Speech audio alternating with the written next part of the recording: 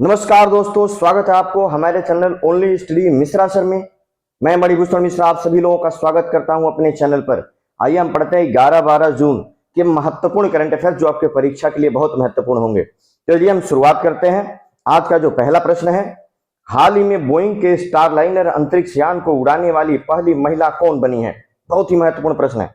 आप चाहे किसी भी एग्जाम की तैयारी कर रहे हैं उसके लिए बहुत ही महत्वपूर्ण प्रश्न होगा और इस प्रश्न को आप लिख लीजिए। इसके जो भी डिटेल बताऊंगा वो भी लिख लीजिए और अपना मैगजीन खुद बनाइए।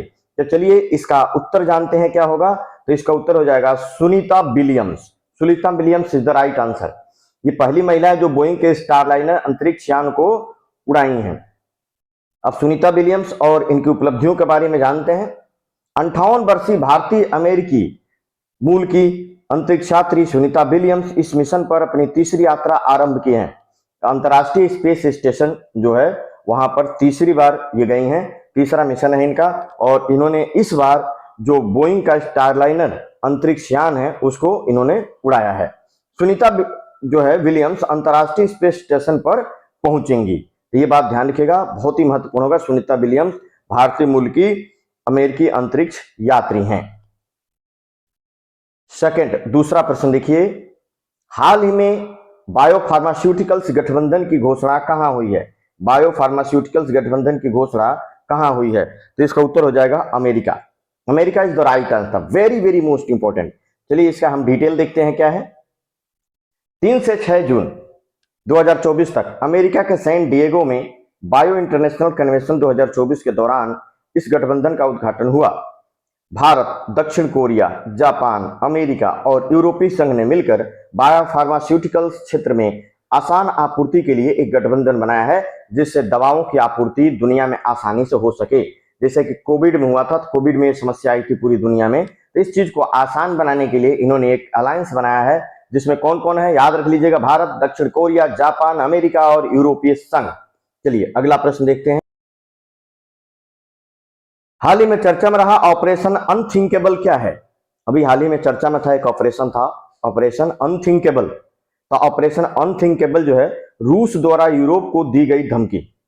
यूक्रेन और रूस के बीच जो लड़ाई चल रही है उस पर एक अलायंस बन रहा है यूरोप को पछाड़ने के लिए दुनिया में, जो जिसमें नाटो देश शामिल है। नाटो में अधिकतर यूरोपीय देश हैं, अमेरिका समर्थित एक सैन्य संगठन है नाटो।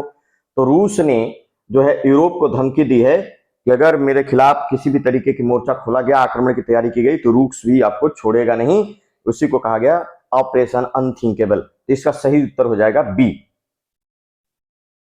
अगला प्रश्न देखें, हाल ही में स्वदेशी वायु गुणवत्ता निगरानी प्रणाली AQAIMS और एयर प्रवाह एप्लीकेशन किसने लॉन्च किया है? तो स्वदेशी वायु गुणवत्ता निगरानी प्रणाली और एयर प्रवाह ऐप किसने लॉन्च किया था? इसका हो जाएगा इलेक्ट्रॉनिक्स और आईटी मंत्रालय के द्वारा।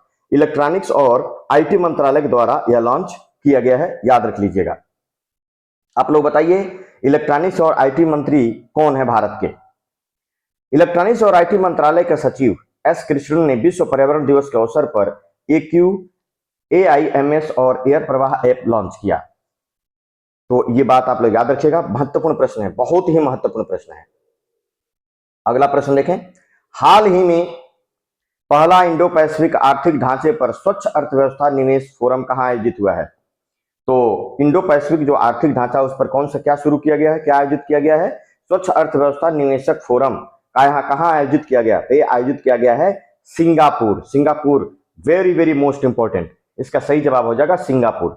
सिंगापुर की राजधानी सिंगापुर सिटी है, छोटा सा देश है और ये दक्षिण पूर्व एशिया का एक देश है और भारत में सबसे ज्यादा FDI जो है सिंगापुर से ही प्राप्त हुआ है भारत में, याद रखिएगा। सबसे ज्यादा FDI सिंगापुर से भारत को मिला है। अगला प्रश्न देखें, हाल ही में अंतरिक्ष में 1000 दिन पूरा करने की उपलब्धि हासिल करने वाले पहले व्यक्ति ओलेग कोनोजेंको का संबंध किस देश से है? अंतरिक्ष में 1000 दिन पूरा कर लिया, तो यह उपलब्धि हासिल करने वाले पहले व्यक्ति कौन है ना? तो उनका नाम हो जाएगा ओलेग कोनोनेंको। अब बात यह है कि ये किस देश के हैं? तो ये हैं रूस के हैं, अभी भी स्पेस में है। अगर इनका पूरा स्पेस मिशन जितना तय था वो पूरा हुआ तो 1100 से भी अधिक दिनों तक स्पेस में रहने वाले व्यक्ति बन जाएंगे, याद रखिएगा, वेरी वेरी मोस्ट इंपॉर्टेंट है ना। नाम जरूर याद रखिएगा, ओलेग कोनोनेंको रूस के हैं 1000 दिन उन्होंने अंतरिक्ष में पूरा करके रिकॉर्ड बना दिया। पिछला रिकॉर्ड 2015 में रूस के गेनाडी पडाल्का के नाम था। पहला किसके नाम था? 2015 में गेनाडी पडाल्का ने 878 दिन 11 घंटे 29 मिनट तक अंतरिक्ष में रहकर ये रिकॉर्ड बनाया था।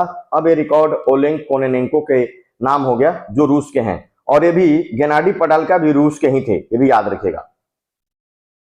अगला प्रश्न देखें, हाल ही में पुनः सक्रिय हुआ किलाउआ ज्वालामुखी कहां स्थित है? किलाउआ एक ज्वालामुखी है, पूछा जा रहा है कहां है, और यह अभी हाल ही में इसमें से लावा का उद्गार हुआ बड़ी भयंकर तरीके से। तो उत्तर हो जाएगा अमेरिका, और अमेरिका किस क्षेत्र में? हवाई द्वीप में है। हवाई द्वीप जो प्रशांत महासागर में कर्क रेखा के नीचे है, याद रखिएगा। किलाउआ ज्वालामुखी, अमेरिका के हवाई द्वीप में किलाउआ ज्वालामुखी स्थित है, और हवाई द्वीप में बहुत सारे ज्वालामुखी स्थित हैं। एक तरीके से वह ज्वालामुखी द्वीप ही है और अमेरिका के अधिकार क्षेत्र में है।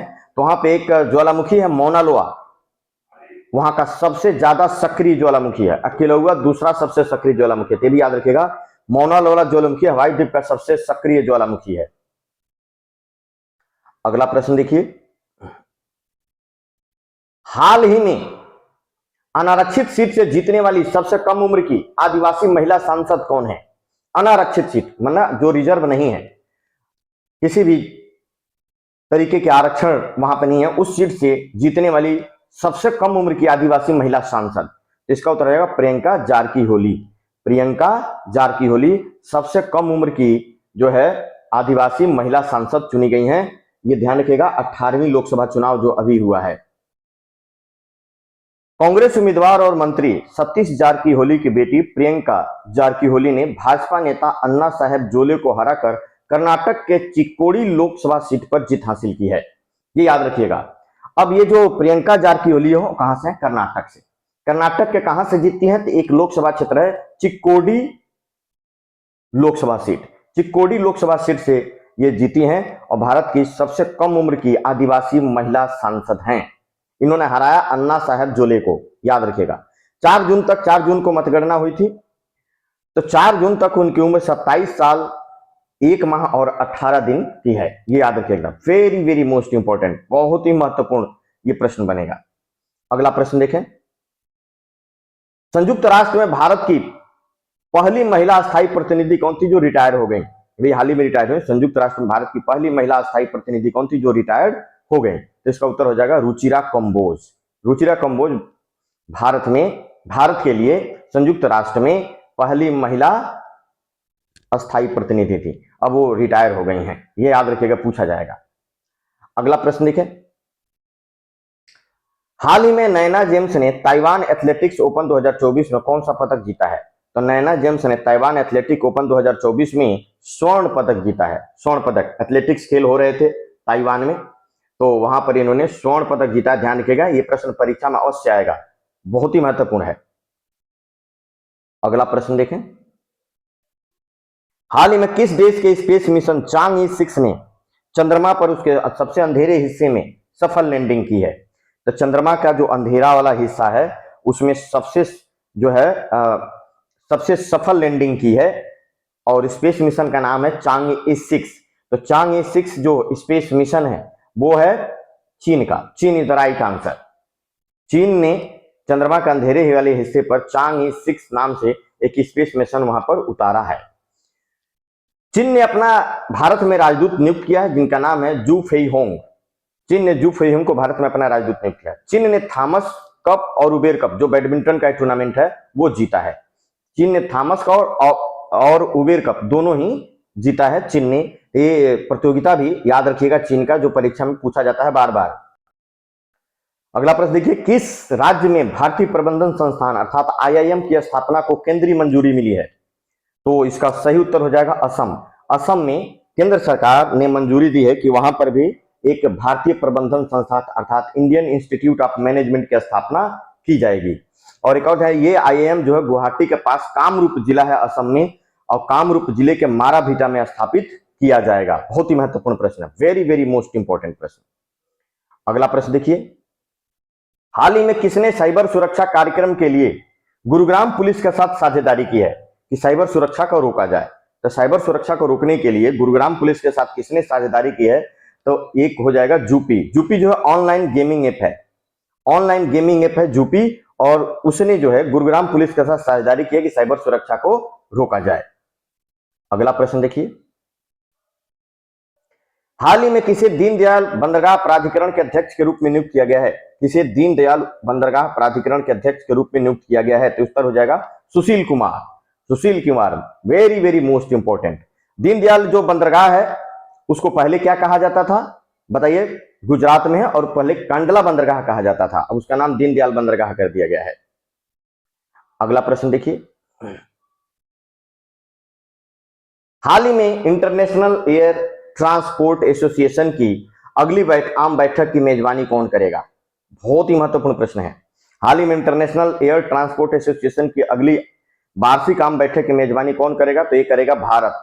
Bharat is the right answer, ये याद रखिएगा। भारत में इंटरनेशनल एयर ट्रांसपोर्ट एसोसिएशन की बैठक आयोजित होगी। दो प्रश्न और जान लीजिए।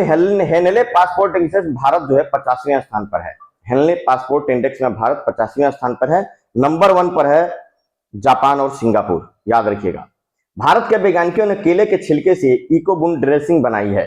भारत के वैज्ञानिकों ने केले के छिलके से इकोवुड ड्रेसिंग बनाई है। तो इस तरीके के महत्वपूर्ण करंट अफेयर्स को पाने के लिए हमारे चैनल को सब्सक्राइब करिए, लाइक करना बिल्कुल न भूलिए, और इसको अच्छा लगे तो अपने दोस्त ग्रुप में भी शेयर करिए। सभी लोगों का बहुत बहुत धन्यवाद। जय हिंद, जय भारत।